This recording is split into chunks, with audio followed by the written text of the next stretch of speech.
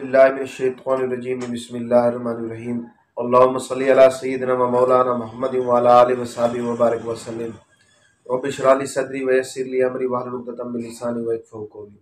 मोहतरम सामीन हज़रात, अस्सलाम वालेकुम।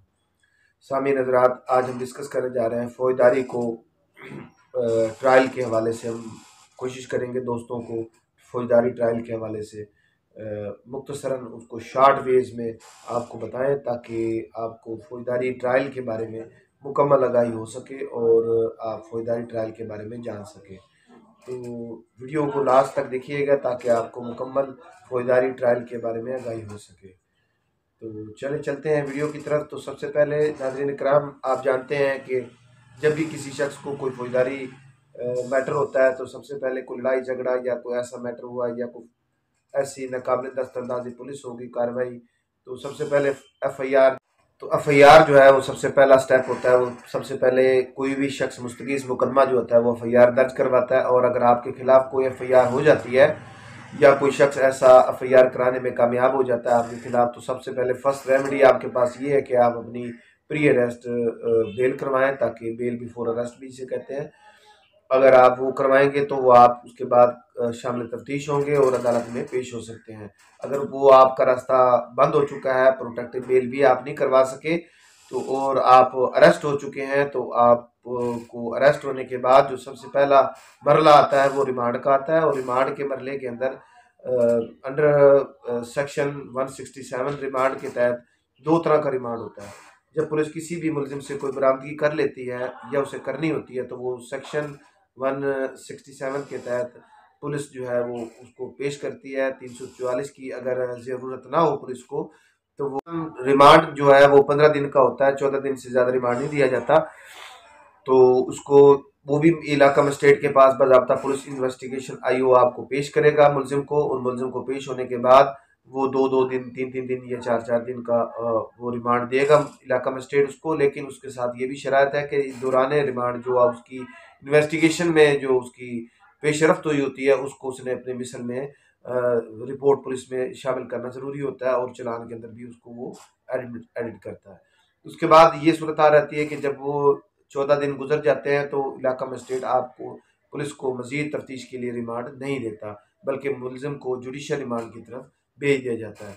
इसके बाद जो है वो सिलसिला आता है ज़मानत बाद अज़ गिरफ्तारी का, जिसमें अगर आपके खिलाफ जैसे एफ़आईआर हो चुकी है, अब हम देखते हैं कि कोई एफ़आईआर दर्ज होगी, मुलजिम गिरफ्तार हुआ और हमने 24 घंटे के अंदर अंदर इसको इलाका मजिस्ट्रेट के सामने पेश भी करवा दिया, मुलजिम जो है अब बाद अज़ इसमें यह है कि गिरफ्तारी बाद अज़ गिरफ्तारी ज़मानत की दरख्वास्त दायर करता है, और उसके बाद अगर उस पर आयद जुर्म जो है वो काबिल ज़मानत है तो उसको ज़मानत उसका प्रियम्पशन राइट है। अगर उसको नॉन बेलेबल ऑफेंस भी उसमें हो और वो शख्स बेगुनाह हो, उसके खिलाफ कोई ठोस एविडेंस भी ना मौजूद हो, और उसकी सूरत में वो मज़ीद उसको तफ्तीश की ज़रूरत भी ना हो, तो भी मुलजिम को ज़मानत मिल सकती है। उसके बाद आ जाती है, चूँकि ये ट्रायल कि हम एक थोड़ा सा सीक्वेंस मुख्तसर अंदाज में आपको बताते हैं कि जब ये ज़मानत उसकी मंजूर हो जाती है या कैंसिल होती है, तो वो हायर कोर्ट से करवाता है इलाका मजिस्ट्रेट के बाद सेशन, और सेशन के बाद वो हाई कोर्ट में जाता है, और हाई कोर्ट में जाने के बाद वो उस बेल को कंप्लीट कर लेता है प्रोसेस को।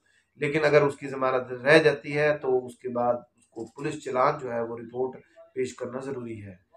पुलिस चलान जो है एफ़आईआर में दर्ज होने के लिए 173 का जो अगला नाज़रीन इकराम, पुलिस ने 14 दिन के अंदर अंदर मजिस्ट्रेट के पास चलान जमा करवाना होता है। अगर 14 दिन के बाद भी वो जमा नहीं करवाया जाता तो 3 दिन के दौरान के अंदर दौरानिए के अंदर पुलिस जो है वो क्या करती है कि एक नामुकम्मल चलान जो है वो अदालत में जमा करा देती है। बाज़ दफ़ा ऐसे केसेस होते हैं जिनमें फोरेंसिक रिपोर्ट जो है वो जमा करवाना ज़रूरी होता है, और नामुकम्मल चलान इसी सूरत में जमा होता है जब अभी रिपोर्ट जो है वो उसमें डिले होती है, वो अभी तैयार ना होती है।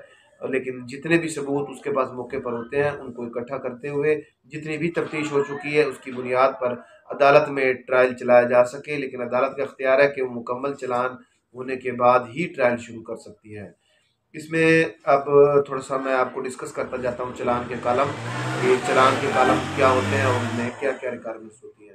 तो जो पहला कालम होता है उसमें पुलिस ने जितने भी कालम की कार्रवाई की होती है उसको 7 जो होते हैं चलान पर 7 चलान के फार्म होते हैं। कालम के दूसरे हिस्से के अंदर जो चलान का दूसरा कालम होता है उसके अंदर इश्तिहारी मुलजमान के बारे में डिटेल होती है कि उस मुलजमान के ज़ेर हिरासत या जो इश्तिहारी मुलजमान दीगर मुकदमात में थे, इस मुकदमे से कनेक्टेड थे, वो इश्तिहारी हो चुके हैं, उनके बारे में डिटेल दर्ज होती है। और तीसरे कालम में ज़ेर हिरासत मुलजमान के कवायद दर्ज होते हैं। चौथा कालम इन मुलजमान के मुतालिक होता है जो जमानत पर बेल पर रिहा होते हैं। पांचवें कालम में माल मुकदमे की तफसील दर्ज होती है, मसलन मुलजमान से कोई हथियार या चरस बरामद हुई हो तो उसका जिक्र होता है। छठे कालम में इस्तगासा के गवाहान की तफसील दर्ज होती है। सातवें कालम में पूरे तफ्तीश का खुलासा लिखा होता है। चालान के साथ मुख्तलिफ किस्म के दस्तावेजात भी चालान के साथ मुख्तलिफ किस्म के डॉक्यूमेंट्स भी लफ होते हैं, जिनमें एफ.आई.आर की कॉपी, मेडिकल रिपोर्ट, फर्द मकबूजगी और नक्शा मौका भी मौजूद होता है। इसके अलावा मुस्तगीस और गवाह के बयान जो 161 के तहत पुलिस ने रिकॉर्ड किए होते हैं वो भी चालान के साथ शामिल होते हैं। इकराम, जब चालान अदालत में पेश हो जाता है तो मजिस्ट्रेट सबसे पहले ये देखता है कि आया वो इस ज़ाब्ता फौजदारी के सेक्शन के तहत ट्रायल करने का मजाज है कि नहीं है। अगर उसके पास अख्तियार होगा तो ट्रायल शुरू कर देगा। अगर इसे लगेगा इस केस में ज़ाब्ता फौजदारी का ट्रायल का अख्तियार सेशन जज के पास है तो उस केस को सेशन जज के पास भेज देता है। ज़ाब्ता फौजदारी में दोनों अदालतों के ट्रायल को अलग अलग वजाहत की गई है, लेकिन यहाँ पर हम ट्रायल को आम नुक्ता नज़र में आपको एक मुख्तसर पेश कर रहे हैं ट्रायल के स्टेप बाय स्टेप। तो उसके बाद मुलजिम को दस्तावेजात की फराहमी जो है वो ज़रूरी है। अगर मुलजिम ज़मानत पर बेल पर रिहा है तो पुलिस के ज़रिए इन्हें बुलाया जाएगा, और अगर वो जेल में है तो बजरिया सुपरिटेंडेंट ऑफ जेल सुपरिटेंडेंट जो होता है वो इन्हें बुलाया जाएगा। और जब मुलजमान हाजिर हो जाते हैं तो चलान, गवाहान के बयानात और जो भी मुतलका डॉक्यूमेंट चलान के साथ लफ होंगे, इन सब की कापियाँ बगैर मुआवजा के इन्हें फराहम की जाती हैं। ये देना लाजमी है ताकि मुलजिम को पता लग सके कि इसके खिलाफ जो डॉक्यूमेंट्स हैं वो फर्द जुर्म आयद होने से कम, ताकि मुलजिम पर फर्द जुर्म आयद हो सके और मुलजिम को पता लग सके कि भाई वो अपने डिफेंस में वो क्या क्या उसके खिलाफ जो सबूत आए हुए हैं और उसके डिफेंस में वो अपना वक्त मौका पेश कर सके। अब ट्रायल का मरला आता है। ट्रायल का आगाज़ मुलजिम पर फर्द जुर्म आयद करने से होता है। अदालत मुलजिम को बताती है कि तुम्हारे ऊपर ये इल्ज़ाम है और ये ऑफेंस है। इससे पूछा जाता है कि आया वो इकबाल जुर्म करता है या जवाबदेही करेगा, या ट्रायल के दौरान अगर मुलजिम इकबाल जुर्म कर ले तो अदालत के पास इख्तियार है कि उसको सज़ा सुना दे। लेकिन अगर अदालत को लगे कि वो झूठा इतराफ़ी बयान कर रहा है या एक्स्ट्रा जुडिशल कन्फेशन थी, या अदालत इसके बयान को रद्द भी कर सकती है। अगर मुलजिम इतराफ़ी बयान नहीं देता तो बाकायदा ट्रायल का आगाज़ होता है। इसके बाद गवाहों की एविडेंस होती है और एविडेंस रिकॉर्ड होने के बाद उस पर क्रॉस होता है। मुखालिफ जो कौंसल होता है डिफेंडेंट वो उस पर जिरा करता है। प्रोसिक्यूशन जो है उसके बाद दो तरह के गवाह होते हैं। एक तो प्राइवेट विटनेस होते हैं जो कि मुस्तगीस मुकदमा ने एफ.आई.आर के चश्मदीद गवाह वगैरह बनाए होते हैं। दूसरे पुलिस की एफ.आई.आर दर्ज करने वाला तफ्तीशी आईओ ऑफिसर का बयान।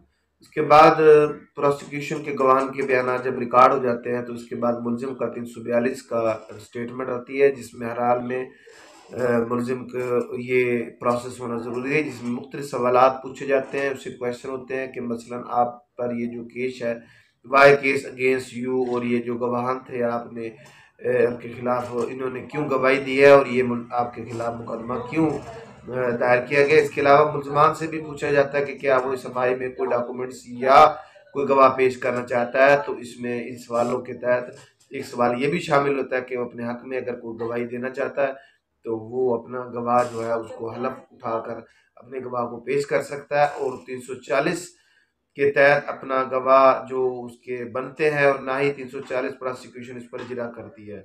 लेकिन आम तौर पर मुलजमान ही अपने हक में कोई गवाह पेश करते हैं, क्योंकि अगर वो अपना गवाह खुद ही अपने या अपने हक में से कोई गवाह अपने हक में पेश करेगा तो उसकी तरफ से जो डिफेंडेंट कौंसल होगा वो उस पर जिरा करने का राइट रखता होगा, और इस जिरा में मुकम्मल तौर पर मुलजिम फंस भी सकता है।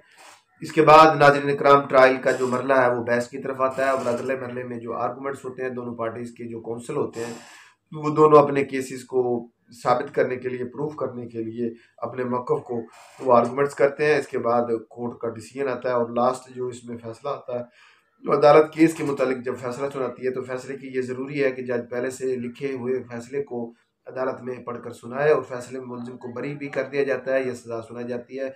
अगर तो फैसला इसके सज़ा का है तो मुलजिम को अपील दायर करने के लिए इस फैसले की एक नकल बिला उजरत भी दी जाती है।